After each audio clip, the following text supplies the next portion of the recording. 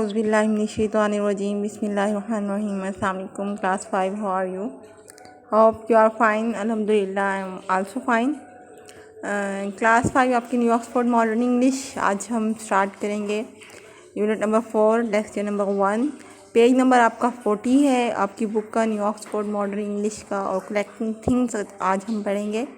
आपके चैप्टर का नाम है कलेक्टिंग थिंग्स, चीज़ों को जमा करना। अच्छा, कुछ बच्चे होते हैं उन्हें बहुत शौक़ होता है चीज़ें जमा करने का। कोई चीज़ जमा कर रहा होता है, कभी कोई चीज़ जमा कर रहा होता है, तो इस तरह से उनके शौक़ होते हैं। ठीक है, तो आप भी अपने फ्री टाइम में कुछ ना कुछ कोई काम करते होगे, कोई चीज़ जमा करते होगे। आपको शौक़ होगा, जैसे कुछ बच्चों को गुड़िया जमा करने का शौक़ होता है, कुछ बच्चों को स्टैम्प जमा करने का शौक़ होता है, कुछ बच्चों को कॉइन्स जमा करने का शौक़ होता है। इसी तरह ये कलेक्टिंग थिंग्स जो आज हम पढ़ेंगे वो आपको ऐसी ही चीज़ों के बारे में चैप्टर आपको बताएगा बहुत कुछ। तो उससे पहले हम पेज नंबर 40 के स्टार्ट में आप सबसे ऊपर देखेंगे, आपके पास है वर्ड्स टू नो। तो सबसे पहले हम वर्ड्स टू नो पढ़ लेते हैं। ये पढ़ना ज़रूरी होता है, जानना ज़रूरी होता है इनके मीनिंग। तो आर्कियोलॉजी आपका पहला वर्ड है। The scientific study of ancient culture through the examination of buildings, graves, tools and other things dug up from the ground. साइंसी ऐसी मतलब जो हमारे तमाम एंशियंट होता है, कदीम जितनी भी हमारे सकाफ़त हैं, जितने भी हमारे कल्चर्स हैं, जितने भी उसमें किस तरह की बिल्डिंग्स यूज़ होती थी, किस तरह की वो घरों में रहते थे, किस तरह के औज़ार इस्तेमाल करते थे, जो हम ज़मीन के नीचे से निकालते हैं और हमें मिलते हैं उनके सुराग। पुरानी जितनी भी हमारी कौमें गई हैं, पुराने लोग गए हैं, उनके कहीं ना कहीं से सुराग मिल जाते हैं। तो उसके साइंसी मुताले को हम आर्कियोलॉजी कहते हैं। ठीक है, बोटेनिस्ट होता है somebody with a scientific interest in plants, यानी किसी का जो है वो साइंसी दिलचस्पी है प्लांट्स के बारे में, कि कोई भी पौधा किस तरह से उगता है, कैसे ग्रो करता है, इस तरह से सारा जो पढ़ता है उसको हम बोटेनिस्ट कहते हैं। अच्छा जी, कैबिनेट होता है आपके घरों में, आपने देखा होगा छोटे छोटे केबन्स बने होते हैं, आपके किचन में बने होते हैं, आपके वॉशरूम में बने होते हैं, चीज़ें रखने के लिए लकड़ी के बने होते हैं, आपके बेडरूम्स में बने होते हैं, आपके स्टोर रूम में बने होते हैं। तो वो तमाम जो चीज़ें हैं, जो कबर्ड्स होते हैं, मतलब वो जो केबन होते हैं, उसको हम लकड़ी के जो डब्बे से बनते हैं उसको हम केबन कहते हैं। इसका इंग्लिश में है an upright piece of furniture consisting of drawer, shelves and compartment of storing and displaying object. और उसमें हम चीज़ें अपनी रख सकते हैं। ठीक है, और कुछ अलमारियाँ होती हैं, उसमें हम अपनी चीज़ें सजा भी सकते हैं, दिखा भी सकते हैं। अब है प्रिजर्विंग, है कीपिंग समथिंग प्रोटेक्टेड और स्टोरिंग केयरफुली, यानी इसका होता है महफूज करना। ठीक है, एहतियात से। आइए हम लेसन को स्टार्ट करते हैं, अपना हम रीडिंग स्टार्ट करते हैं। Have you ever thought about making a collection of something? क्या आपने कभी सोचा है किसी चीज़ को जमा करने के बारे में? कलेक्शन होता है मजमूआ जमा करना। Collecting has always been a pleasant pastime for a million of children all over the world. Pastime का मतलब होता है जो आपके पास फ्री टाइम होता है, जिसमें आप पढ़ भी लेते हैं और आपके पास खाना भी खा लेते हैं, आप सो भी लेते हैं, फिर भी आपके पास थोड़ा बहुत टाइम बच जाता है खेलने के लिए।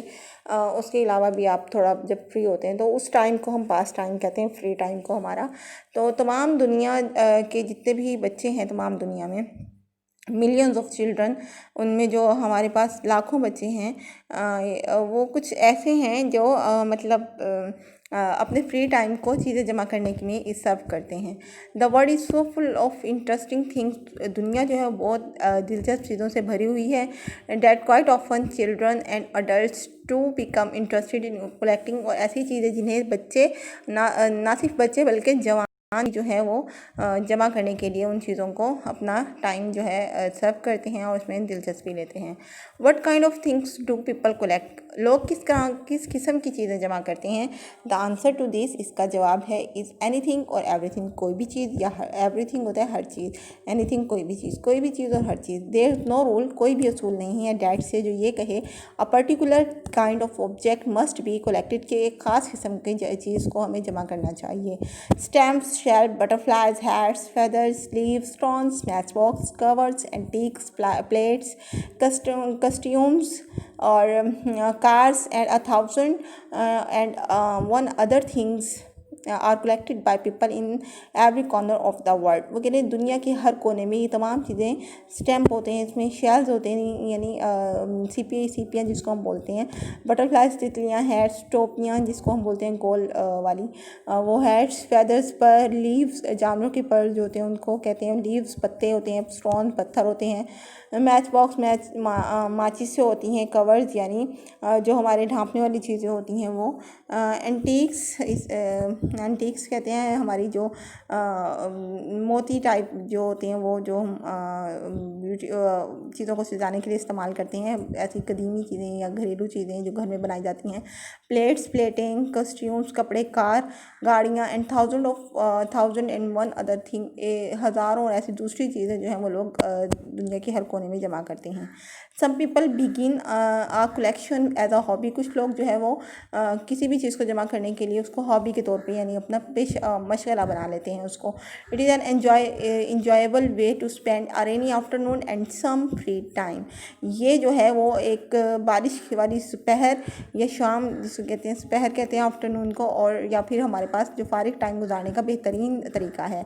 क्वाइट ऑफन बिल्कुल इसी तरह what starts of a hobby और पास टाइम डिवेलप्स इन अ मोर सीरियस स्टडी और इवन अ प्रोफेशन। वो कह रहे हैं बिल्कुल इसी तरह जब हम एक चीज़ हॉबी के तौर पे इस्तेमाल करते हैं, अडॉप्ट करते हैं मशगले के तौर पर अपने या फिर अपने फ्री टाइम में उसको मतलब अपना फ्री टाइम गुजारते हैं उसमें, तो वो एक सीरियस स्टडी, एक संजीदा मुताला बन जाता है। और इवन जब हम बड़े होते हैं तो वो हमारा प्रोफेशन भी बन जाता है, हमारा पेशा भी बन जाता है। फॉर एग्जांपल, मिसाल के तौर पर, a child who is interested in stem में in adult life want to work with stamp. वो यानी बचपन में अगर कोई इंसान स्टैम्प कलेक्टिंग करता है यानी स्टैम्प जमा करता है तो बड़ा होकर वो स्टैम्प में इंटरेस्ट लेता है, और फिर क्या होता है वो फिर स्टैम्प कलेक्टर्स बन जाता है। One who collects gold coins, और कुछ ऐसे हैं तो हैं जो पुराने सिक्के जमा करते हैं, me later on become interested in the history और आर्कियोलॉजी।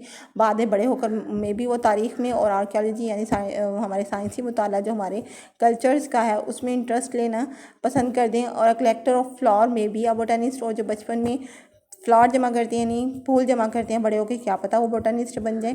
तो how does a person start a collection, किस तरह कैसे एक इंसान जो है वो एक कलेक्शन शुरू करता है, इन चीज़ें जमा करना शुरू करता है। This is not as easy as question it seems. वो कह रहे हैं कि ये इतना भी आसान नहीं है जितना सवाल हमें नज़र आता है।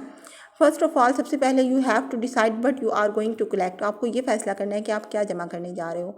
You will of course B influenced by a number of things. आप बहुत ज़्यादा चीज़ों के असर में हो सकते हो, यानी आपको हर चीज़ अच्छी लगती है, आप हर चीज़ जमा कर सकते हो, लेकिन ऐसा नहीं हो सकता। इन द एंड, आखिर में you will want to collect something that you are interested in, और लेकिन आखिरकार आप फैसला करते हो कि आप सबसे ज़्यादा जिस चीज़ में दिलचस्पी लेते हो आप उसको जमा कर लेते हो।